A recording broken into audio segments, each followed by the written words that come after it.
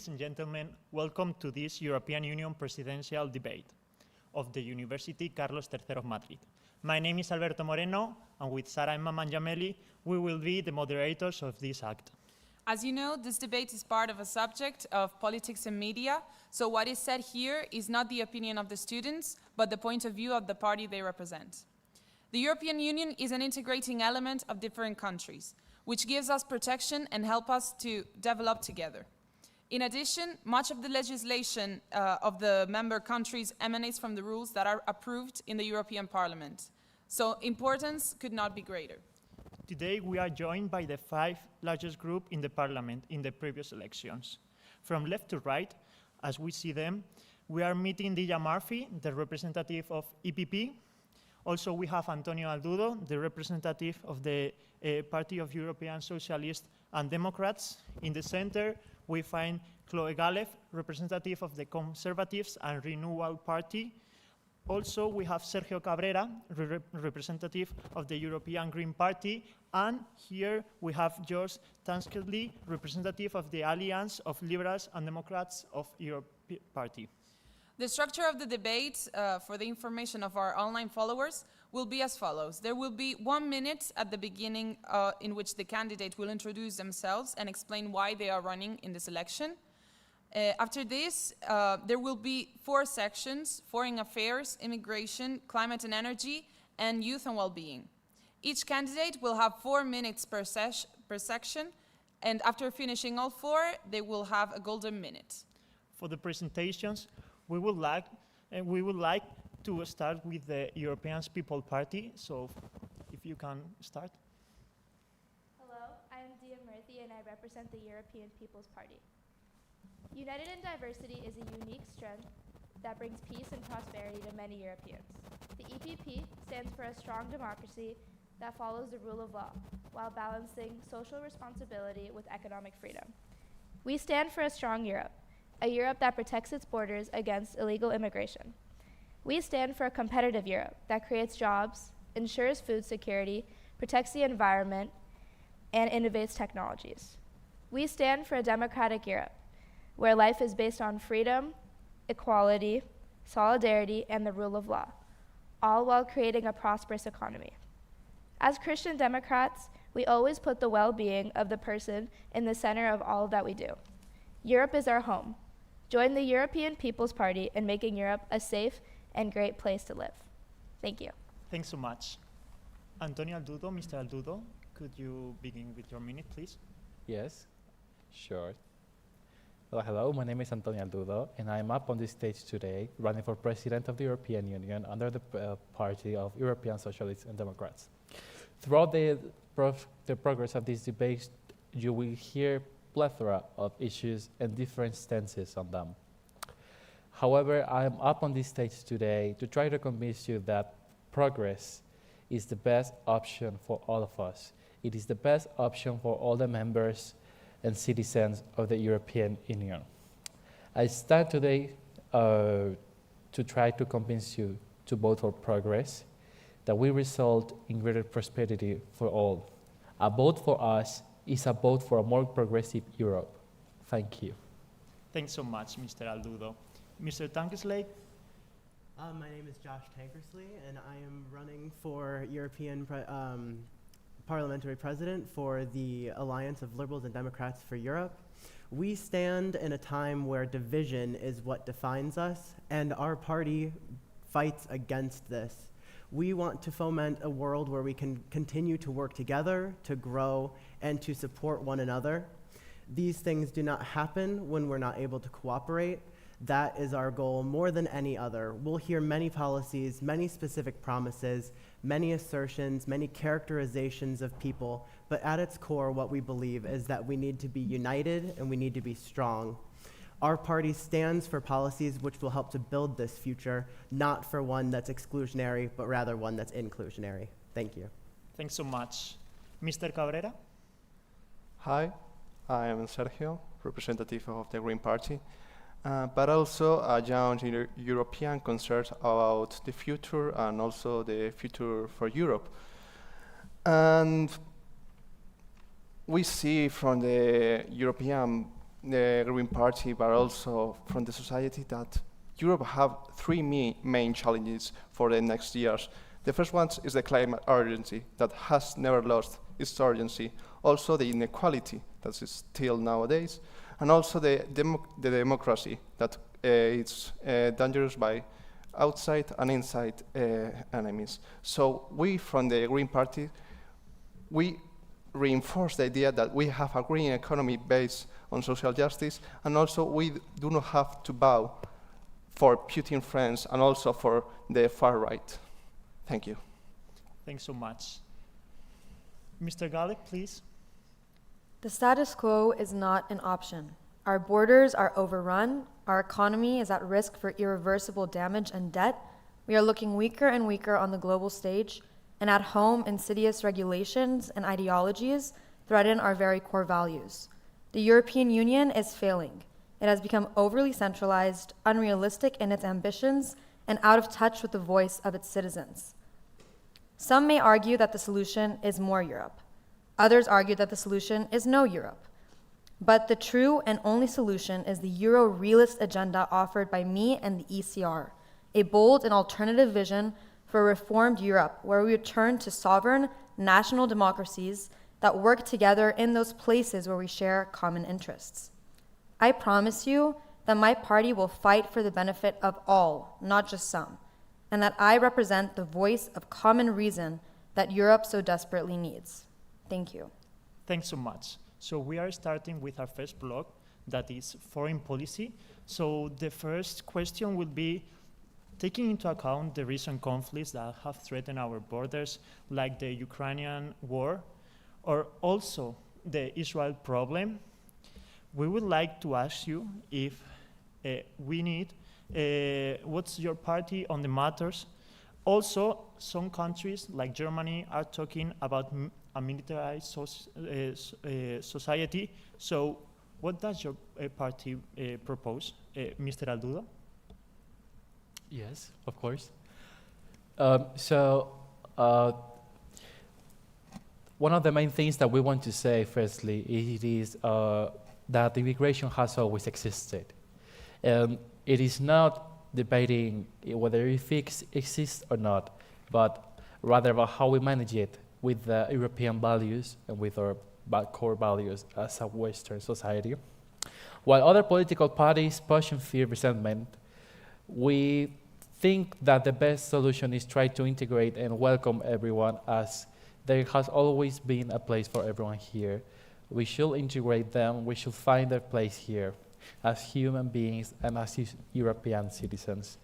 We should push for different values and policies that aim to make us go all together and push the socialist But Mr. human. Aldudo, I was asking about defense and security of Europe. Like, Yes. due to the problems that Europe face in the frontiers with Ukraine and also with Israel, what are the measures that would your party do for protect Europe? Yes. So I'm going to reiterate myself.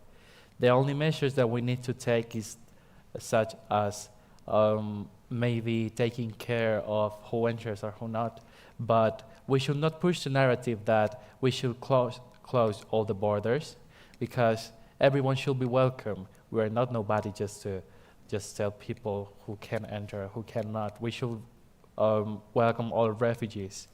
So some measures that we can take, it's all bureaucracy really.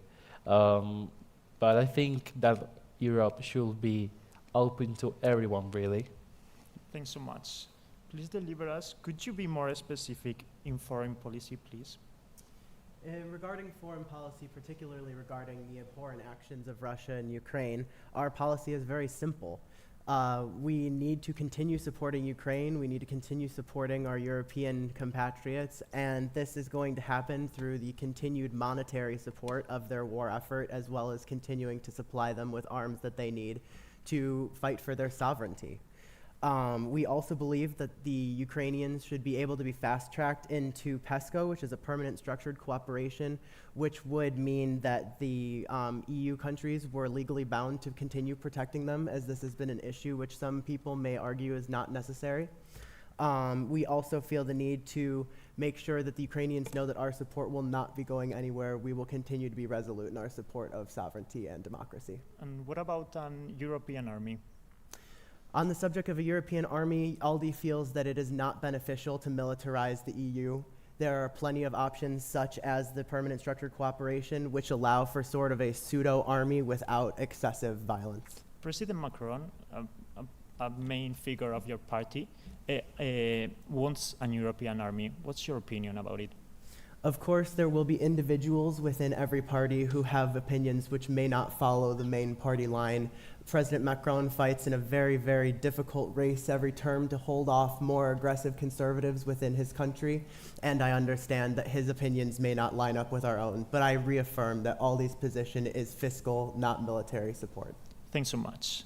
The EPP, please. Yes, the EPP fully also supports Ukraine, and we believe that there is no freedom without security. That being said, we need to maintain our border regulation, and we need to impose sanctions against Russia. We also do support Kyiv, and we need to stop exporting weapons to other countries and fully focus our support on Ukraine. We need to utilize PESCO and other cross-border treaties in order to make sure our borders stay strong and are well regulated. We also advocate for a ceasefire and release of the Palestinian refugees and prisoners. And we need more developmental aid and security within our borders, the more the better. So the EPP believes strongly in that. Thanks so much. The Greens, please. Yeah, we first of all we are pacifists. We don't believe that a war have to be won or lost, because people are dying here in Ukraine or also in Palestine and many other parts of the world. So we advocate for human rights and rule of law. And what about an European army? We are totally opposed. We don't think that military policies have to be done here in Europe, because mainly the problems have to be resolved with diplomacy and conflict resolution meetings. And if Europe faced an invasion? We don't think an invasion is possible. Diplomacy is always the first option, and any other possible option is just a possibility. Possibility are millions. But it's possible. If it happens, what would your party do? We will have to see. Pragmatism. Okay, thanks so much. The ECR, please. Yes. In relation to Israel, we stand firmly with the right of Israel to defend itself, and we have previously made sure to condemn terrorism and ensure that no EU funding goes to terrorist organizations. However, we have also recently stressed to our allies that they should consider de-escalation, given the rising death toll in Gaza. As for Ukraine, and in response to your question about militarization, while some people in our party have agreed with the idea of creating a European defense force, the main party belief is that EU defense ambitions are still at risk of coming at the expense of national sovereignty. So at this point in time, we believe in order to protect ourselves, what we should do is make sure to stay the course with the commitments we've made with Ukraine, because the safety of Ukraine is the safety of all of Europe. And if Russia wins against Ukraine, it puts all of us at risk. So what we need to focus on right now for European defense and security is making sure that we continue to train Ukraine's forces through the European Peace Facility, that we continue to provide them with arms, and that we stay committed to them and support them as long as it takes for them to maintain their sovereignty and territorial integrity. And would your party promote a European army? Our co-chairman has recently spoken about his belief that a European defense force is something that could be possible, and that the security is a main issue, of course, for Europe, and that we could be stronger with numbers. But right now, at this point, our party is still of the belief that we have other possibilities and frontiers to focus on in order to protect our defense before we have to turn to full militarization. Thanks so much. For the second question, it would be about Brexit. So regarding the situation of the UK and its recent Brexit, they have had a privileged relationship with the European Union in economic and social areas. Should the European Union stop giving them those privileges, or should we find a middle ground, as it might be both our interest? Please, the Greens. No, we don't say that we have to cut any relation with Britain, mainly because once they were allies of us, they are still, even if they aren't no longer in the European Union, because we have to maintain the strong economic ties and also the dialogue and cooperation with the British Crown, mainly because any punitive measure will be not beneficial for both. Thanks so much. The socialists, please, Mr. Aldudo. Yes. So pretty much as my colleague has said here, we do believe that it is necessary to maintain dialogue open and keep negotiations going. Although they have unfortunately left the European Union, they have been a part of our history for so long that it will be completely useless to just get rid of it for the sake of revenge, as many of my candidates here will say. I think that in the end it is economics, and economics must serve to us. We must not serve to the economy, to economics. So we must find a way in which the dialogue and cooperation serves to us. So a bond with the UK is the right way to go. Thanks so much. Does the representative of the EPP think the same as the other two candidates? The EPP does believe, as Christian Democrats, that we can maintain civility with Britain. However, we think that there should be a middle ground and that we can maintain relations with them, but we should focus on maintaining a stronger European stance. So specifically, developing our connections within Europe and not maintaining trade with Britain. Thanks so much. The Liberals, please. The Liberals somewhat mirror the EPP's position. We feel that a war against trade with the UK would just be contrarian and unnecessary. However, we are at our core protecting the European single market, and the UK made the decision to leave the European single market. As a result of that, it's only necessary that we protect ourselves as much as we can while still enjoying the beneficial trade that can be shared between two cooperating nations. So would you change the way the relationships are? I think that there needs to be a maintenance of the relationships that have continued. However, they may not be privy in the future to legacy deals, which would have benefited them if they decided to stay in the EU. Thanks so much. The ECR, please. Yes, we would first like to point out that the reason that British citizens voted to exit the EU was because they were sick of the regulations that were being imposed on their laws, on their borders, on their tariffs. While we very much regret that the UK felt the need to leave, we implore Europe to stop with these unnecessary regulations lest another country feel a similar need to leave. As for the UK, now that it is gone, as the ECR has said, a good friend is still worth more than a distant neighbor. And if there are any changes that should be made, it is repealing again unnecessary restrictions and regulations and opening up trade in order to continue to build trust and strengthen our cooperation. And in the past, we have promoted the idea of digitalization of customs controls and also imposing trusted economic operators, which basically means that only companies that export to a certain amount would have to meet certain security standards and deal with random checks in order for us to eliminate unnecessary trade barriers. So you are saying that we should be less secure because you are promoting the idea of less controls. This less control doesn't mean less secure. If anything, it means more security for our economy and our businesses and our people. We do know that we can trust the UK. They were part of the European Union for decades, and they are still one of our top trading partners and allies. And if we have a good trusted economic operator with them, and we ensure that the trade barriers we have are effective, then we can tackle any new barriers and eliminate them in order to open up trade at the benefit of us all. Thanks so much. As Mrs. Galles said, regulations were the main issue that the UK faced for Brexit. So I would like to ask the other candidates, what would they do to prevent another event like this? So please, the Liberals. Well, to start, simply put, I think all you need to do to see that is how has the UK reacted to Brexit? Are we seeing them in a more favorable position? Are we seeing the people happy that they've left? When I read the news, what I'm seeing more and more often is people waking up to the reality that perhaps the European Union, despite trade barriers and scary things of that nature, might help because they regulate the market, they protect people that are acting in the market, and they allow for us all to work in a stronger cooperative. So I think a bad excuse for someone leaving is a great prophylactic for others leaving. They see that it's not beneficial. They've seen the UK struggle as a result of being Eurosceptic and afraid of cooperation. Thanks so much. The EPP, please. The EPP has to agree with that statement, and like I said in my minute starting out here, we are united in diversity. That's what Europe was founded upon. The European Union is meant to work together despite our differences, and we need to emphasize a single market economy in order to do so. And Brexit has brought upon some economic issues and frankly other issues too for Britain, and I think other countries can use that as a model and can use the resources that other European countries can offer and the system that we already have in place with the European Union as it becomes more and more complex over time.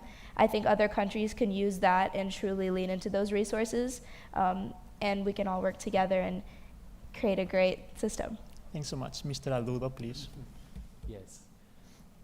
So I think that in order to prevent this from happening again, we just don't have to do much. You just have to open the news and you see how there isn't fruit getting to the United Kingdom, how there is a lack of products, how they're reacting to their own decision. I think it is safe to say that they deeply regret what's going on, having in account the results of Brexit, the population that voted, and the fake promises that we're taking. We just have to see reality and how the European Union is a safe place to trade and how regulations work but to stay here. Thanks so much. Mr. Cabrera, please. Yeah, we from the Green Party don't think that we have to put punitive measures to those who have left the European Union just for the simple fact of leaving it, because we don't want to act as a threat to those who are thinking of leaving or even joining the European Union. But in contrast, we have to focus and reinforce the idea that the common market that we in Europe have and we are still creating is very beneficial for any of the countries that are part of it. We have to reinforce all the economic measures that we have inside the European Union. We have to reinforce the common market, the free mobility. It's not a fact, as I said before, of punish those who leave, but Ms. Murphy and Mr. Cabrera have said common market. So in a few seconds, we would like to know if you would improve that common market as we saw with agriculture socialist. I think that a common market has been the key for our development and our leadership in the economic world. So I think that we should just keep going with it. There is proof, there are numbers that provide that it has worked. So don't fix what's not broken. So would you strengthen the restriction? Yes, I think that the tax system is really complex, but it has shown that it works. And we need to protect our getting in. We need to make the balance from producing and receiving, just as how the economic works. Thanks so much. The Liberals, please.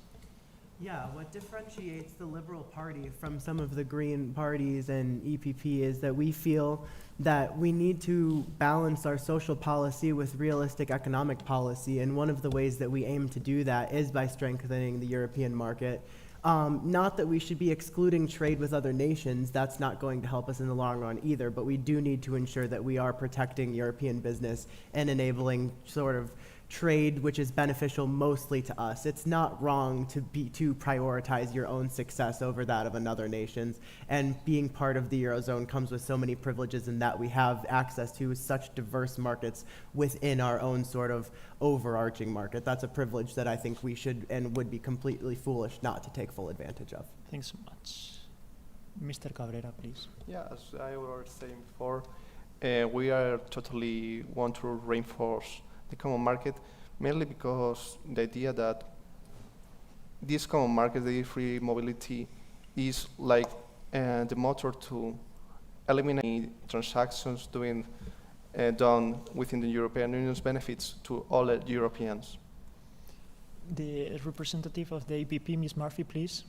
Yes, so like I mentioned earlier, the EPP does believe in a single market economy, and with anything else, it can always use improvements as inflation increases over time, and as our Europe becomes more and more united together.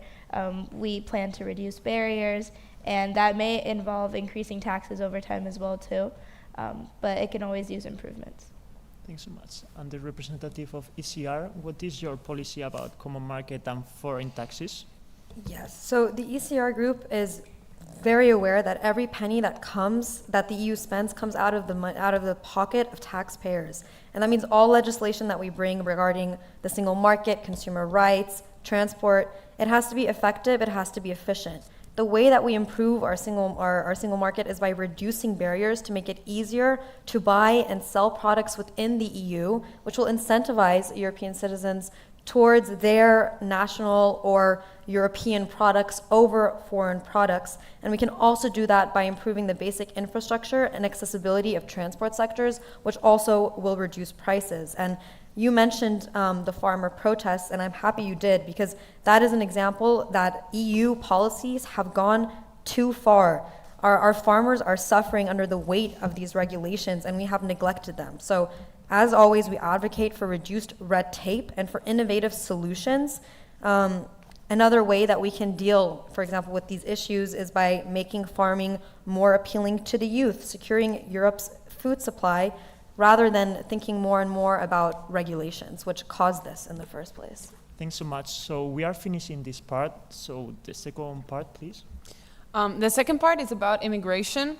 And the first question would be, how would you approach the problem of immigration in the south of Europe, specifically in Greece, Spain, and Italy? Should the European governments cooperate to face immigration problems that are more suffered by some countries more than others? Or in other words, should Europe have a common policy on immigration, or let each country have its own? We'll start with the Greens, please. Yeah. First of all, we from the Greens see a very big problem on the immigration as an issue, because immigration is not an issue, it's a possibility for a more beneficial Europe, because we have seen that Europe needs more jobs, Europe needs younger people, and only immigration is possible with this. So with all the situation in the southern Europe, we see that there is we don't have to put to reinforce the Frontex agency, but to readapt it in order to relocate these immigrants in a very proper way. But also, we have to assure all the human rights for these immigrants and also for the integrity in the European markets. So would you ask some of the most northern countries to integrate some of these immigrants, or would you just try to relocate them in the countries that are actually open to receiving them? Northern countries have the same necessities of new jobs as the southern or the middle countries of Europe, so the relocation will be according to the necessities of each country. Thank you very much. We would like to hear from the candidates of the Socialist Party. Yes, so I'm going to reiterate myself, as I didn't hear the first question, but I'm going to say again that immigration is not an issue, as they have said. It's about how we manage it with the European values. Immigration has always existed. We have always been a constant world. We have history to make sure that that is true. So we should embrace it, and a common policy should be adopted, because immigration and human lives, it goes hand in hand with human rights, and human rights are the core values of Europe. So while other political candidates here might have some different opinions, pushing resentment and fear on people coming from Africa or Asia that are trying to get a better life, We are here, and there is our mission to make sure that everybody here that comes here to take part of Europe is safe and gets a job, and we together, collectively, get a better life for us and for them. It is we must conjugate this in order to make the Europe, the progressive Europe that we're trying to make. Thank you very much. Both the Greens and the Socialists has talked about immigration as a benefit or something that we should embrace. Does the candidate of the ECR agree with this question? I think that their responses prove exactly why the ECR is the only voice of reason within the European Parliament when it comes to Europe's internal and external security. Keeping European citizens safe and prioritizing their well-being should be the priority of the European Union. And you cannot impose and force down immigration plans that are supported by a few down the unwilling throats of the many. It has to be cooperation and not compulsion. Because in countries like Greece and in Spain, average citizens are scared that in 10 years they might be minorities within their own countries at the rate that we have illegal migrants in mass migration flooding our borders, at the rate that our asylum system is being abused. Thank you very much. For the Liberals? Well, firstly, I'd just like to respond to that for a moment, because I think we need to be a little careful about potentially racist vitriol. We need to be careful to remember that refugees, which is the subtext of what was just being discussed, you know, people that don't look like us, maybe don't sound like us, maybe pray differently, make up a grand total of 1.5% of the immigrants coming into the EU, 1.5%. She talks about making sure that we're governing for the many and not the few. I support that we actually do govern for the many and not the few, the 98.5% of the immigrants that are coming to seek a better life, to work, to help build Europe, which is what we've all been talking about. And I can sum up this position with 2 words, as per your question, which is collective responsibility. We operate in a collective, which means that, yes, sometimes there will be things that might seem unfair on the nose. There are more immigrants coming into the South than there are coming into the North, but the North shares the obligation and should be happy to help accommodate those who are going to, in turn, help build their own futures. Thank you very much. Does the ECR want to respond to that? Yes, absolutely. I think that this debate proves what the ECR says, that our opposing parties talk about utopian realities where everybody contributes and everyone is happy, but people in Southern Europe know this is not the reality on the ground. They know that there is an abuse of the system. They know that the mass migration needs to be responded to, whether you want to call it racist or whatever you want to call it. What it is realistic. And while everybody wants to talk about how we can have more migration, the ECR is the only party that is leading the initiative and making sure that we return those who are staying illegally in Europe back to their home countries. We have led important legislation which provides member states with a standard European travel document to speed up the return of non-EU nationals that are staying irregularly here. Because we understand that in order for immigration in the EU to actually be valuable, to be sustainable, then, and for the most genuine asylum seekers to be able to be helped, it is essential that member states are able to return failed asylum seekers to their country of origin. Thank you very much. Does the candidate of the EPP want to respond to the first question or to whatever? Yes, I actually have a lot to say. So I would like to start with my candidate from the left and my candidate from the ECR both represent opposite ends of the spectrum, but the EPP, we will deliver the most effective form of immigration policy because we will be moderate, and we are not against migration, but it has to be carried out in a legal way. We believe that cross-border cooperation is extremely important, and my candidate on the left here from the Socialist Party said that immigration is, quote, not that big a deal. I entirely disagree. I believe we need more engagement, more information sharing. We need greater involvement with member states.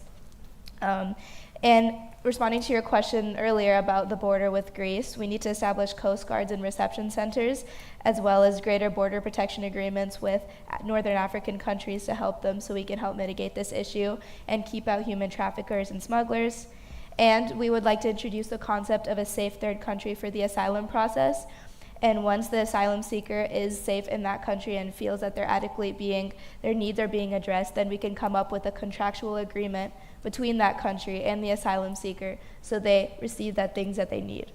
And I would like to mention that the ECR's policy to return asylum seekers to their country of origin is not only just a bad idea, but it's inhumane. For example, returning Ukrainian refugees back to their home where children are losing their parents every day, where there's fires, where there's bombs. It's just not what Christian Democrats believe in and not what the European Union stands for. Thank you very much. If you are okay with that, we could turn to the second question of this part, which is about demographic trends. So how should the European countries adapt their immigration policies to address the labor market needs and population aging?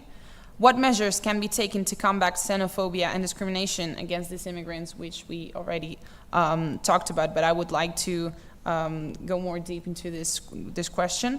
How can European countries balance their national security with protecting the rights of immigrants and refugees? We'll start with socialist, if that's okay. Yes, I think I'm going to need you to reformulate the question, as I think it's too long and difficult. Yeah, sorry. In a couple sentences, how can the European countries adapt their policies to face the labor market needs and the population aging? And how could you balance national security with protecting the rights of the immigrants and combat xenophobia and discrimination? Okay. So I'm going to first respond to the first question, which is about population aging. And we do think that some of the many measures that we can take is implementing European finance programs to make sure that people from all ages that are having trouble to find jobs get to renew their knowledge, get more knowledge in a society that is always changing, in a labor market that is more complex and has more needs. So implementing this and financing the knowledge of all the population is a good and smart idea to make sure that everybody has a place in the labor market. Thinking as well as on their pension funds and make sure that the retirement is a right to everybody and to live with dignity and retire in a good condition.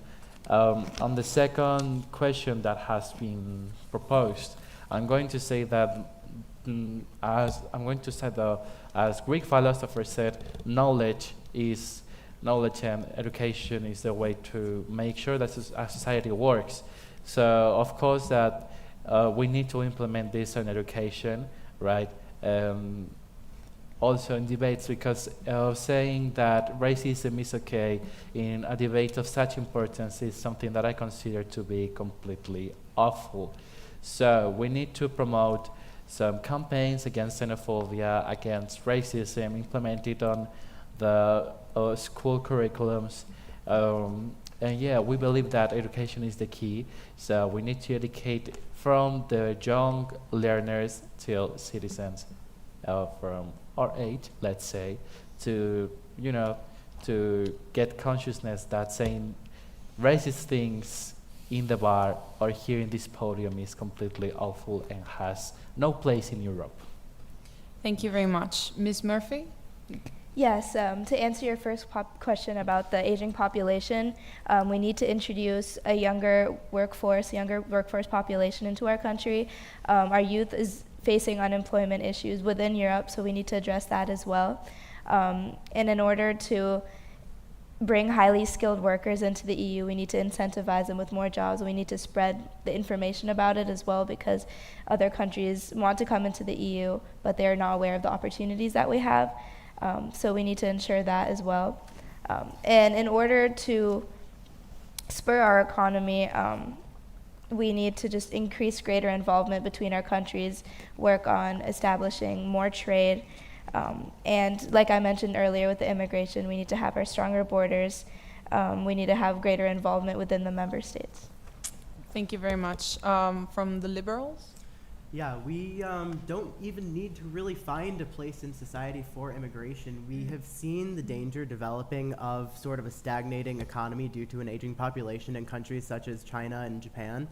We have the ability to completely avert that impending disaster. We're seeing aging populations in many European countries, and we have such a fertile group of people who are willing to come, who are able to bolster our communities, who are able to bolster our single economy, of which we've discussed so very much today. And they aren't stealing jobs as some people might claim they are. They aren't coming to be terrorists as some people might claim they are. They're coming to improve their lives, to provide for their children, to provide for their families, to better themselves.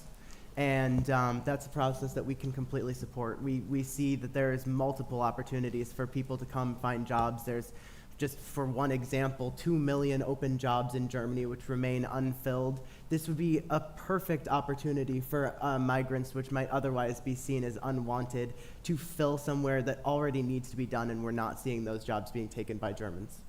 Thank you very much. The candidate for the ECR? Yes, I think this also highlights a question that he argues that the European economy is going stagnant, that we need to revitalize it. Why don't we revitalize it using Europeans? Why don't we revitalize it and expand into our stagnancy with Europeans?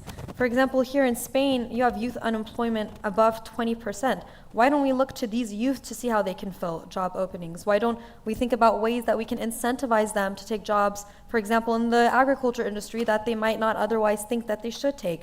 Why don't we look at supporting and expanding our small businesses, which make up 70% of the European market, by protecting them, by lessening regulation so that they can open up trade, by making sure that all legislation takes into account the effect that they will have on the businesses?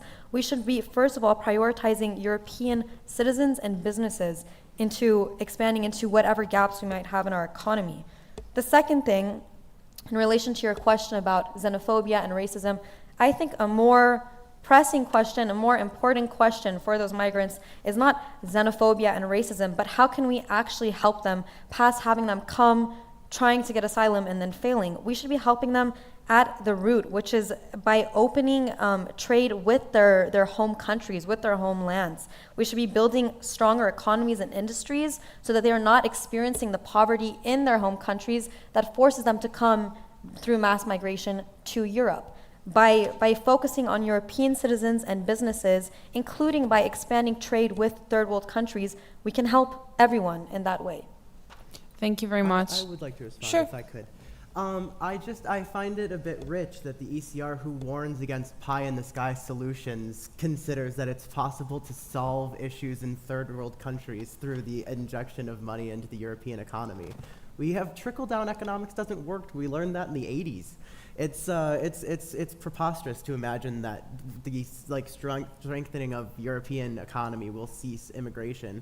I also think it's interesting that you speak of caring for immigrants when you send them back to war-torn countries. It's just unbelievable, the double standard which has been displayed. And I think we need to be really careful and know what we're talking about when we're speaking of these issues. To put racism and xenophobia in air quotes, I find repugnant. Of course these issues are instrumental to what we're facing today. We're seeing raised issues of xenophobia, we're seeing raised issues of racism, we're seeing acts of hate, we're seeing people killed. These are not issues to be put in air quotes, these are the issues to be put in bold letters. I think that that's what we need to be focusing on more than anything else. Yeah, if I could respond, I mean, correct me if I'm wrong, but I thought that we still existed in a union that believed in free trade and liberalization. So yes, I do believe that open trade, and yes, I do believe that investments can be to the benefit of all, as they have been throughout our history, and unless you suggest that we return to a new economic system or social system. And secondly, I think that the xenophobia and racism is exhibited when you say that I want to return them to war-torn countries. I am not relegated to the idea that where they come from is a war-torn country with no potential. I think that their countries are rich and valuable places that the migrants themselves would prefer to be than having to come somewhere new. And that if we could find a solution that is very realistic and plausible, which using the rationalism of the economy, of investment, to expand upon the potential within their own countries so they don't have to leave, I think that does much more for the migrants than telling them that their home country is a disaster and they have no solution but to come here and compete with Europeans for jobs. The APP wants to respond. Yes, I would like to respond to your claim of returning these refugees back to their war-torn countries, because the very meaning of a refugee is that they are escaping something that is an issue within their governmental structure, whether it be their economy or food insecurity, and they're coming to Europe as a place of refuge. And I think that we need to pay attention to that, because Europe has the resources, we have the economy, we have the monetary ability to help these people. And this doesn't mean accepting anyone into our borders. We still need to regulate who we accept, and we still need to have cross-border cooperation. But I believe that we can't just turn a blind eye to these people and repeat history, because many European countries have been colonizers in the past, and just maintaining Europeans in the same region and not allowing free immigration, or just more immigration in general of highly skilled workers from different countries, will teach our future generation even that we can't have highly skilled workers from other countries in our economy, in our system, in Europe in general. And I think it's really important that we Before that we clear. continue, I'm sorry, but we have limited timing and the Greens have not talked yet. So if we could have an intervention from the Greens and then we have time, the Socialists can take the word. The main reason we, the Greens, embrace migration is because the first part of the question, the demographic challenge, and Europe population is aging, less and less people is working now. So the problem is how the elder subsidies are going to be paid. For example, a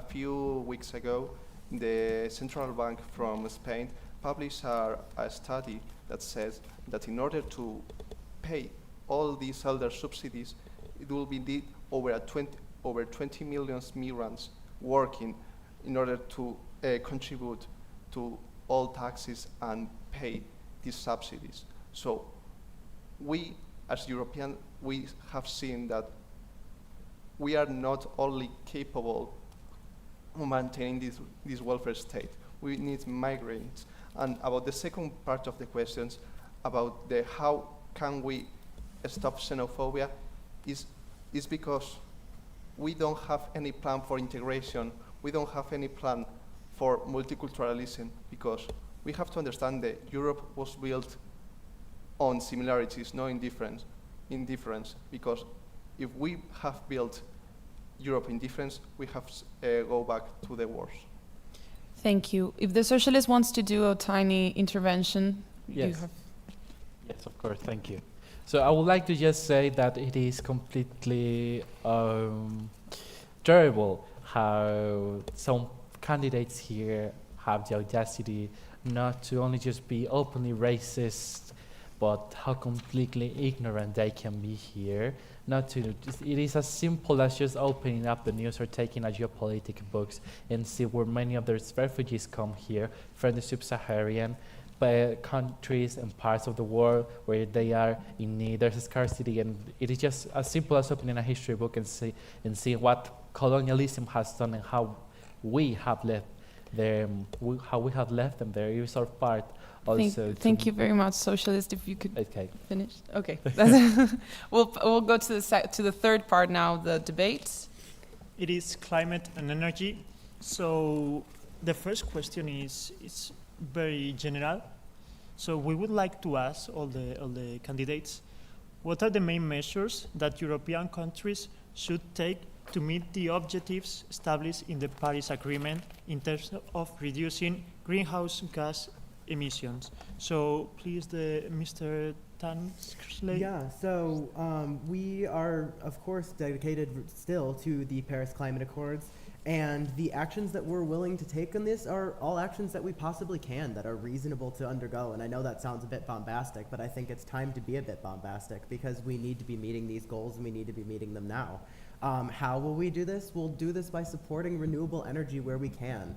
We can start on cutting our dependence on coal and our dependence on gas from other countries, which has been highlighted in the foreign policy issue as a great weakness of Europe. We found that when Russia invaded Ukraine, that we were not as prepared for a world where we didn't get Russian products as we were prepared for. So this is, it has ramifications across the board, more so than just the world is burning down, which of course is also problematic. And we also do continue to affirm our support of the global methane pledge to cut methane levels, and supporting innovation in the areas of renewable energy so that we can continue to be competitive and strengthen the European market in that way as well.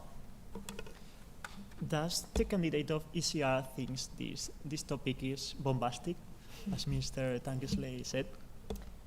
Unlike other opponents up here on stage, particularly the Greens, who would see our entire economy sacrificed to save some turtles, we believe that all member states should take strides to protect the environment, but at costs that they can afford.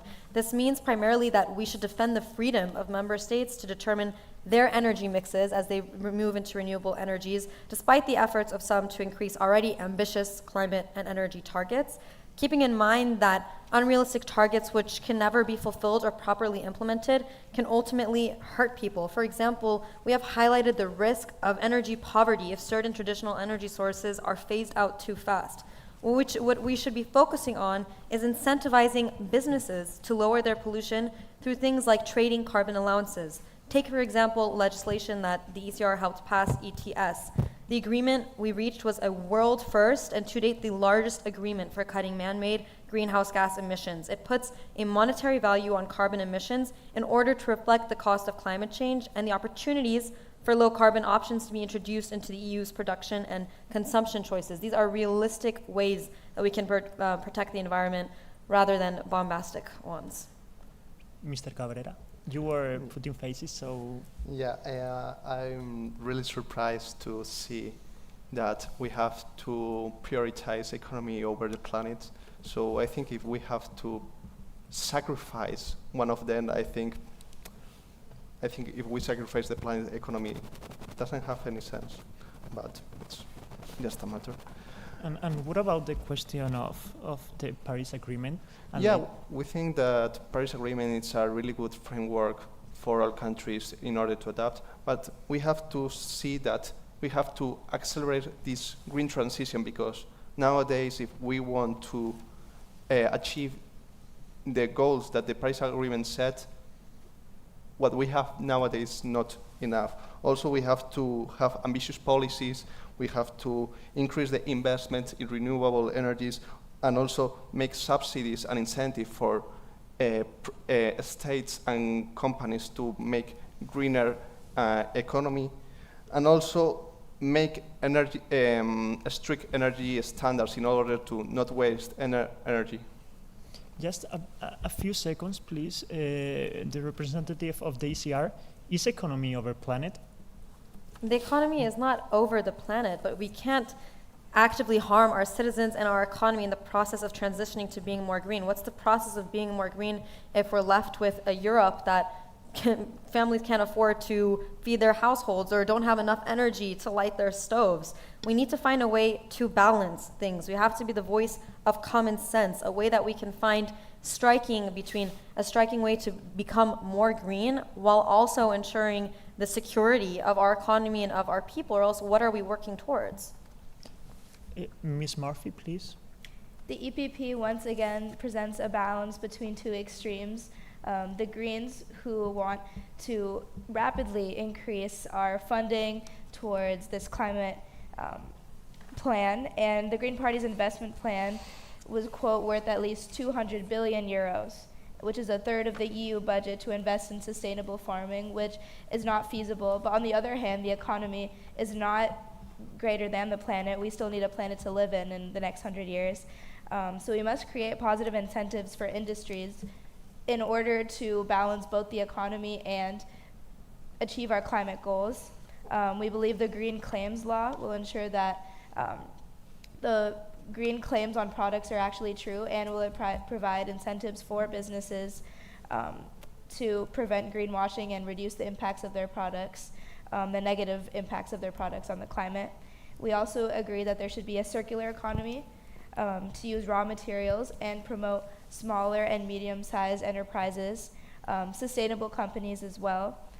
We need to integrate the European electricity and gas market as well as creating a European energy union that will lead us to a carbon neutral and environmentally friendly future. So we can do both while maintaining a good economy within Europe. It's feasible, and EPP represents a balance between extremes. Mr. Aldudo? Yes, I'm going to start by saying that, quoting that a healthy planet is a precedent to a healthy society. Within the many objectives that we have set for in this topic, we are trying to get more affordable energy in Europe, and we have set the goal of fight against global warming by reducing CO2 emissions by 55% by 2030 and reduce microplastics by 30% by 2030 and follow the Paris Agreement. I think that one of the many measures that we can take with businesses and firms is sanctions, because if this was a free market, then there will be no European Union, there will be no parliament, right? We need a planet to live on. There is no economy if there is no planet. It is as simple as that. So we need to prioritize people. We need to prioritize our health, because what is the point in just still making money and still creating products if there is no people to buy them, if there is no consumers, there is no market. So we need to focus on that and make investments on a transition to cleaner energy, in something that lets us recover from what has been going on in the past 50 years and promote sanctions as well as incentives, but mostly sanctions, because in the past 50 years, what have enterprises done? Nothing. So it is time that instead of tipping them with incentives that they rarely meet, it is time to put a steady hand and get the sanctions going, and I'm sure that in this way they will start to act. Does the EPP agrees with the sanctions? The EPP does agree that there should be certain sanctions, but we must create, like I mentioned, a positive incentive for industries. We need to make sure that the businesses want to improve their climate policies while receiving a monetary benefit. And the Greens? Yeah, Do you agree with the sanctions that Mr. Aldudo said? yeah, totally agree. Because if there is no punitive option to those who don't compromise with climate and the world, there is no sense. If there is no accountability for governments and companies, there is no incentive for a climate transition. For the Liberals? I think that there's a place for sanctions. I think we need to be careful, though, to not de-incentivize companies. The more you try to regulate, oftentimes the more you'll find pushback.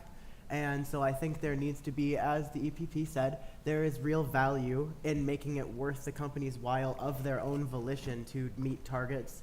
But there also needs to be some sort of backing where if there are companies that are disinclined to do so, there is some sort of punitive element to make sure that everybody is playing on a fair field. Ms. Gallup? Yes, I just find it interesting that both the EPP and Joe mention incentivizing companies, but don't mention the groundbreaking legislation that the ECR helped push that did exactly that incentivized companies.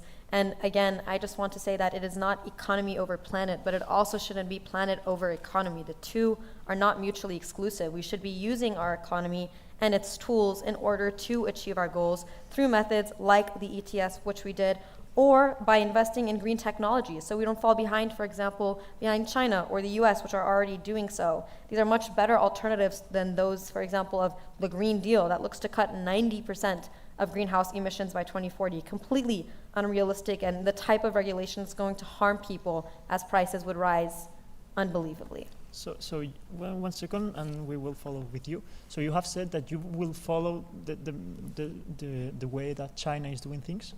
No, we will not follow the way that China is doing things. We will follow the way that smart businesses and the free market is leaning, which is towards green technology, which is towards investment. Because as Joe even himself said, surprisingly, the more you regulate, the more you have pushback.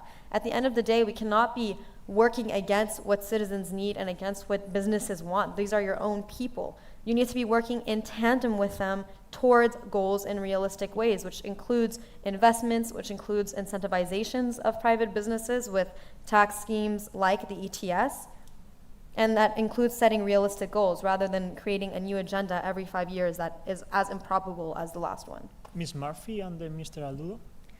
Yes, the ECR representative mentioned that we must pay attention to the concerns of our people. And I'd like to mention that companies and industries are not the only actors in this situation. We also need to listen to our farmers. The farmers are the most important aspect of our climate right now because the farmers are making the food, and there's been several farmers' protests all across Europe because of their inadequate pay, and the subsidies are going to big farming industries, and they're increasing CO2 emissions with these big farms, but smaller farmers are not receiving the monetary compensation they deserve. So I think part of the climate agenda is also at making sure that the farmers receive what they deserve and that we maintain our food security within Europe. Mr. Aldudo. Yes, I think that I would like to remind everyone that this is not a company meeting. This is not a rally to see who becomes the next CEO. This is the European Parliament. Economy serves us. We do not serve economy. We are not here for business. This is not a business meeting. We are here to talk about real things and not only economy. So yeah, we put European people first over economy, because if there is no people, there is no economy, and some candidates here seem to forget that. Okay, so Mr. Galef, we are gonna go to the second question, but we would like to ask you about farmers. Some of you have talked about them. So as the European Union is facing some problems with farmers and taxes, as we talked previously, also the common agrarian policy. So we would like to ask all the representatives of the parties, what would you do? Yes, Ms. Gallup? absolutely. As we've mentioned previously, it's actually EU environmental policies that went too far, that made prices rise for farmers, that is making their jobs unsustainable now in response to the EPP. And we have taken many strides, more than anyone else up here on the stage, to protect the environment, but also protect agricultural workers. An example of that is the way that we were able to find the right balance between a prosperous fishing sector and national fishermen and the environments. The Mediterranean fishing sector has been in crisis for more than 20 years, and other parties here tried to introduce new provisions that were not properly thought out and that lacked flexibility with significant effects that could have ruined the entire sector. And the ECR group was successful in preventing the introduction of a quota system advocated by Brussels. This is an example of the way that we strike a balance to make sure that agricultural workers, agrarian workers are still protected as we move towards a greener future. The Greens, please. Yeah, we think that the CAP obviously needs a reform, mainly because there are main aspects like the thing that there is no social justice in it. The big farmers are the real beneficiary of all the money that comes from Europe. So small farmers sees in an inequality position. So we have to reform that. Also, the climate impact, we have to assure both things, the climate impacts of agriculture, but also we have to protect the farmers. And also, finally, we have to make that the CAP, the Common Agricultural Policy, is sustainable in the future, because this was agreed years ago, and there were critics years ago that this was going to happen, and it's happening right now. So we need a policy for agriculture that is sustainable for the future and for climate, and also for all the farmers, not just the big ones. The EPP, please. Yes, as the EPP mentioned earlier, the farmers are the backbone of our society, and we need to maintain that they get what they deserve, and we need to protect our farmers as well. And there was a recent law that the Greens advocated for that the EPP voted against because it was negatively affecting these farmers, and so we need to pay attention to what the farmers' needs are. And I would additionally like to add that sometimes protecting the environment comes at the cost of farmers and the well-being of our people, and the well-being of our people, as representative from the Socialists mentioned, is the most important. the Liberals, Mr. Tankersley, please. Yeah, we believe in supporting farmers. Obviously, this is something that we need to do, again, to support the European single market. That's just common sense legislation. And we should do this through the modernization of the agricultural policy, which, as I have to agree with the ECR, there are some fundamental problems with that as a reality. And we need to come up with a solution where we are able to combine agricultural production and economic competitiveness while also still minding that there are social and environmental goals that need to be met. And the way that we can do this most effectively is by comprehensively including farmers in these decisions as much as possible. I am not on the ground. I do not work the earth. I am here vying for your support. I don't pretend to understand every issue that people are going through, and this is why it's so important that we are getting voices that know what the issues are, but also balancing each farmer's particular concerns with the benefit of the greater whole.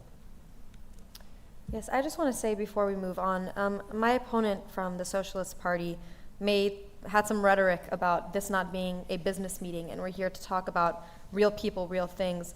My first question would be, who do you think runs European companies? Who owns European companies? Who works for European companies? Who buys from European companies? European people, real issues. But if the word business scares you, then take, for example, surveys by Allensack, which showed recently that 80% of Germans are opposed to the plan to phase out fossil fuel heating systems within the year because they're not looking for dramatic transformations to their way of life, especially after the shocks of COVID and the Ukraine and Russia war. These are real people and real issues, and that's why we have to be mindful of unrealistic and overly ambitious policy. Mr. Aldudo, do you want to respond? Yeah, sure. Well, I'm just going to start by saying, well, thank God we're not just Germany. We have many more members, and there are places for everybody here. That's why this is the European Union and not the German Union. So as well as the ECR has some support, the rest of the parties do as well. And many agree with the policies and green agreements that we are set to make. So not just in Europe, but internationally, and it has been applauded by many, many people from outside. So would you force an unwanted policy over 80% of Germans to oppose it? Well, I'm going to say it again. It's not just Germany. This is not something, it's not a German election. It's an European election. It's 705 seats. 705 seats that represent everybody from all stances. This is not just ECR and that 80%. I'm sorry if Germany feels like that. The other 20% is Germany as well. And this is a general consensus between the 400 million people that are going to vote. Okay, so Mr. Aldudo, I think you said that there were 705 representatives, Yes. but do you know that these elections have changed to 720? Well, I think that I got driven by the emotion of my speech, and I retract. 720 it is, yes. I am aware of the changes. Thanks so much. We're going to go to the fourth part of this debate, which is youth unemployment and well-being. The first question will be about unemployment. This part will be a bit shorter because we have a very, very small time, but so if you could be concise. For the first one is, again, unemployment. And some young people that are currently facing major problems in several areas, and some candidates had spoken about this, and so we would like to ask you that what measures should the EU take to improve, especially youth unemployment, but also unemployment in general? We'll start with the ECR. Yes. As always, we follow reason, and that means that if we want to improve our economy and our employment opportunities, we have to not burden businesses. Small and medium enterprises produce 70% of jobs in the European labor market. By benefiting them, we benefit the young people who are seeking jobs by expanding those markets and creating new jobs. Because more open trade means more jobs, which means more business opportunities and eventually lower prices for consumers. And that is why the ECR has been the driving force within the European Parliament in putting in place a number of important international agreements that break down barriers, open trade, and again, increase business opportunities. And examples of this include the Canada-EU trade agreement, which will bring EU businesses an extra 590 million euros a year. Thank you very much. The socialists? Yeah, so of course we're going to first start by saying that we listen to everyone and we are here for everyone. So we have spoken to the youth and we have created a campaign called Up to Youth. It's a campaign for youth issues and we have listened to them and we're going to propose many points that are going to help them to transition to the labor market and their current needs. So we believe that to create jobs and make it accessible to young people, we are going to impose some companies and some benefits, a little bit of benefits, the only ones that we are able to give, to take this, regulate the internships and make them getting paid, because labor is labor. It should be rewarded. It comes with the principles of the European Union. And basically ensuring, promoting education, and everybody gets a title or a formation that will help them develop their paper and society, their role, I'm sorry. Thank you very much. Ms. Murphy? Yes, the youth is the future of this world. The future generations are very important, and we need to ensure that they are offered employment opportunities. It's a big issue within Europe that the youth faces so much unemployment, and a big part of this issue is just due to lack of information, lack of resources. We need to be able to spread these resources to the youth and to make sure that they are aware of it. And the EU Youth Guarantee has done a great job of offering those resources. They just need to be wider spread. We must continue offering and encouraging education, apprenticeship opportunities within 4 months of unemployment for young people. We need to continue to offer paid internships. There's various different organizations, such as the International Association of Students for Exchange, Erasmus+. We need to encourage educational mobility in order to build a more coerced, connected Europe. And we need to offer tax benefits to companies to encourage them to hire workers with less experience so they can build that resume. Do the liberals, agree with this?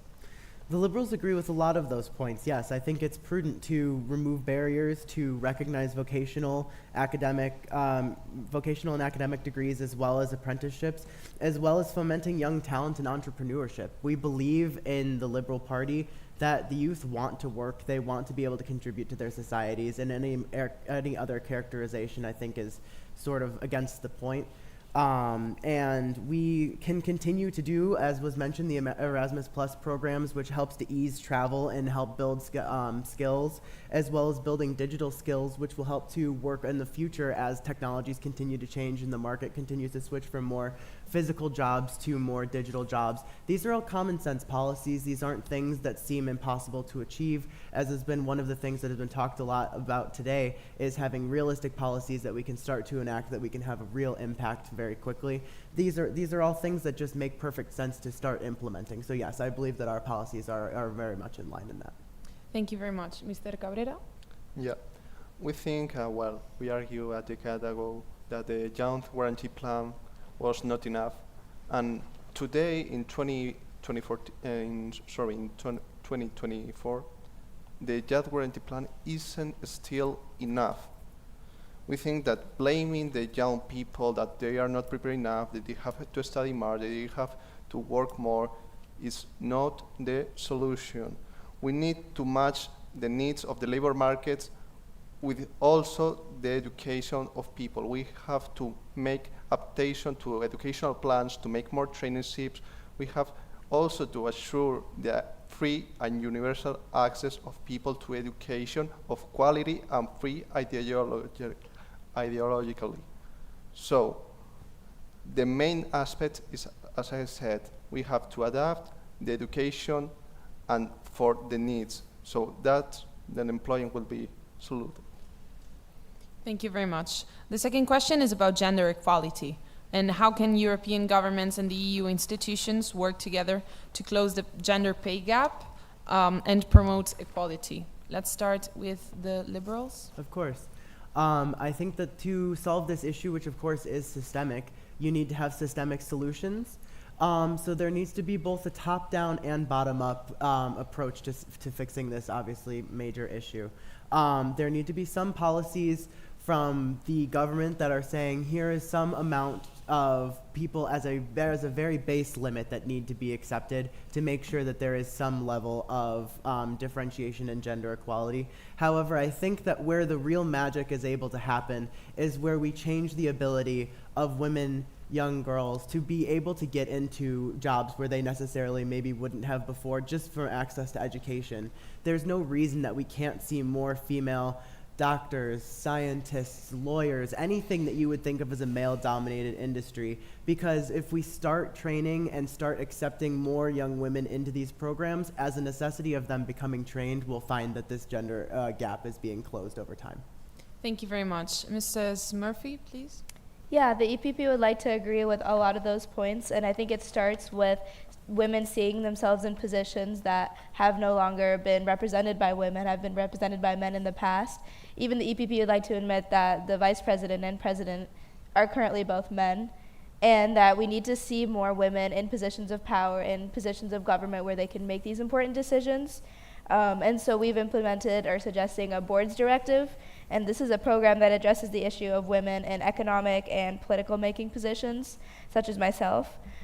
We support entrepreneurial initiatives for women and access to credit as well. And I would like to emphasize this is especially important for women in more rural areas which don't have access to those resources.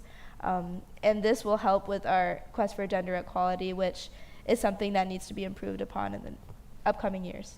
Thank you very much. Mr. Cabrera, please.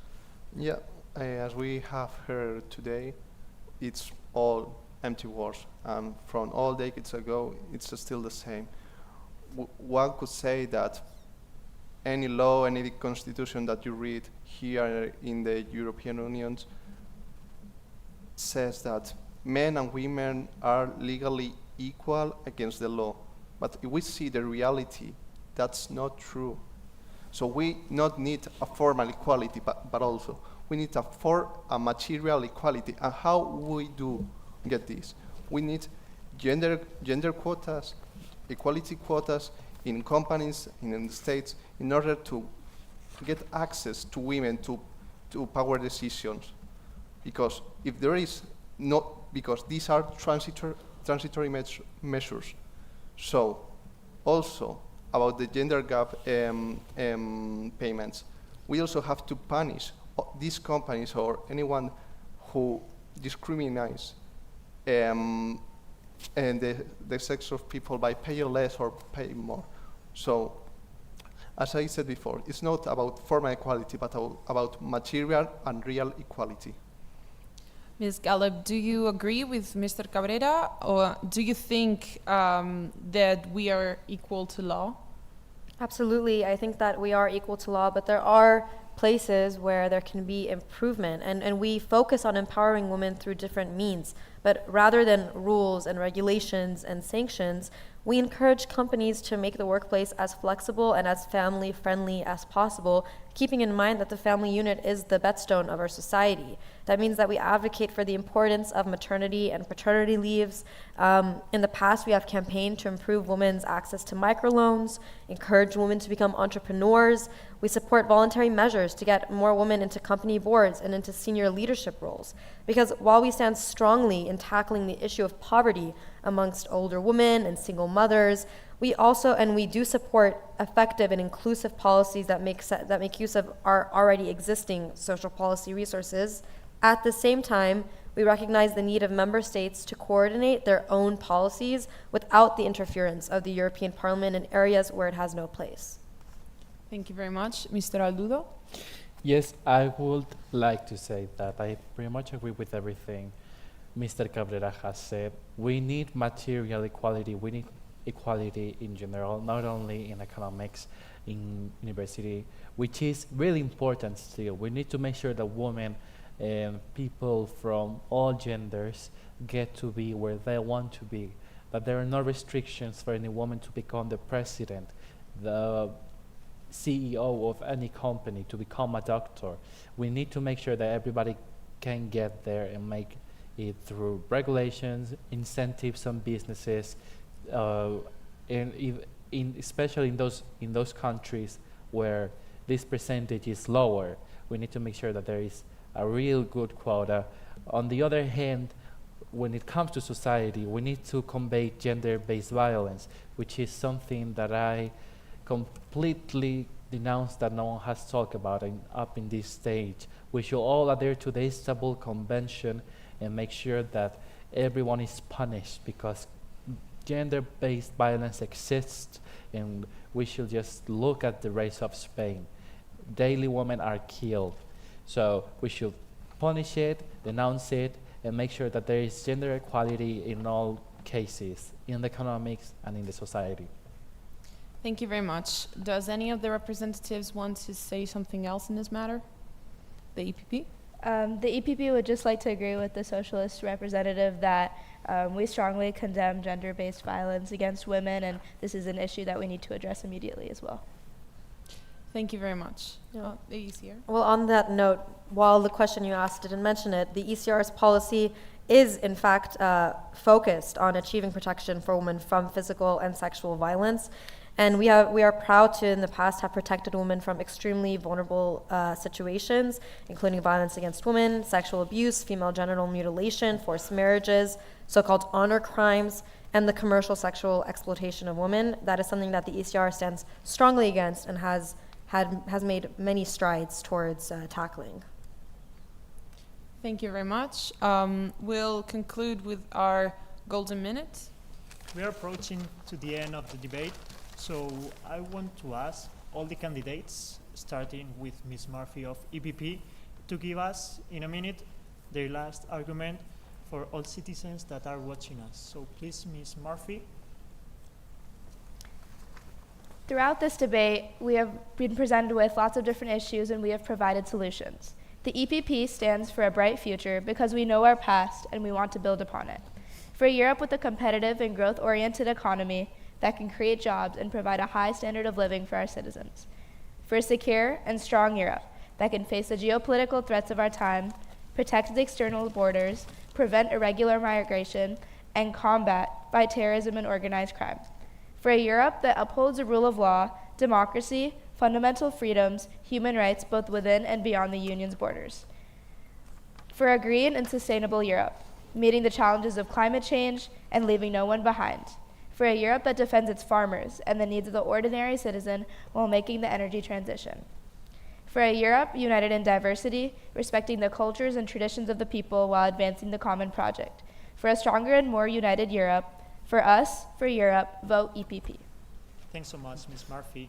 So, Mr. Cabrera for the Greens, please. Yeah, today we have heard several ideas like xenophobic ones, ideas of militarization, and that the climate urgency is not really urgent, but that's not true, of course. So the Green Party stands for main pillars ideas like the environmental sustainability, the social justice, the compromise with younger generations, and human rights. And how do we achieve this? With green economy and a compromise with all democracy and humanitarian ideas. We cannot take a look aside to climate, to social injustice, to wars, to not attracting refugees towards the European Union. So we have to change this. So choose courage, choose green. Thanks so much, Mr. Cabrera. Mr. Aldudo for the Socialists and Democrats, please. Yes. I would like to thank you all for giving me your time and letting me speak to you.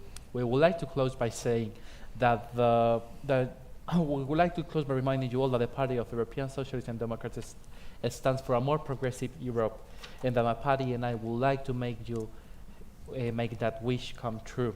I stand for a democratic Europe, solid public authorities, active freedom, and a just society.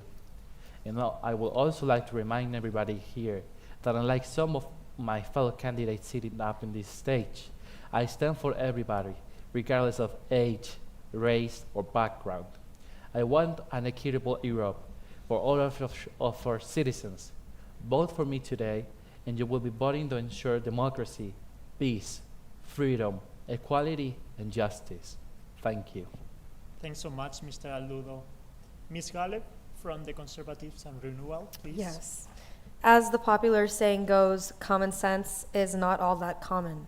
Unfortunately for Europe, my opponents on stage with me today have proven that saying time and again. They argue for illogical, unrealistic, and harmful policies, for even more regulation, even more restriction, at a time when member states and citizens are already at a breaking point. They want to argue using buzzwords and implement a million impossible agendas, and meanwhile you, the people of Europe, are actually suffering from real issues.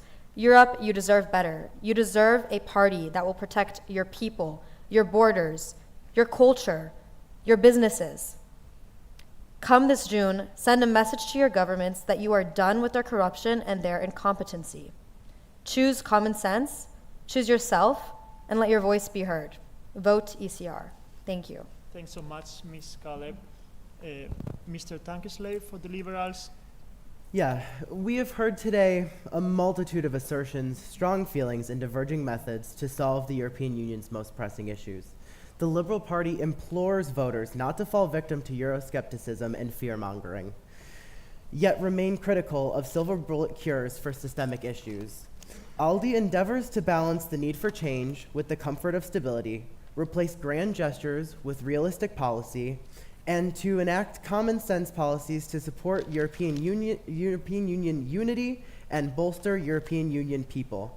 Remember this, we stand stronger together and we can only succeed together. Please join us in supporting our unity and strength and vote for ALDE. Thank you very much. We've reached the end of this debate. As we can see, there is a variety of views on every single topic we have analyzed during this conversation.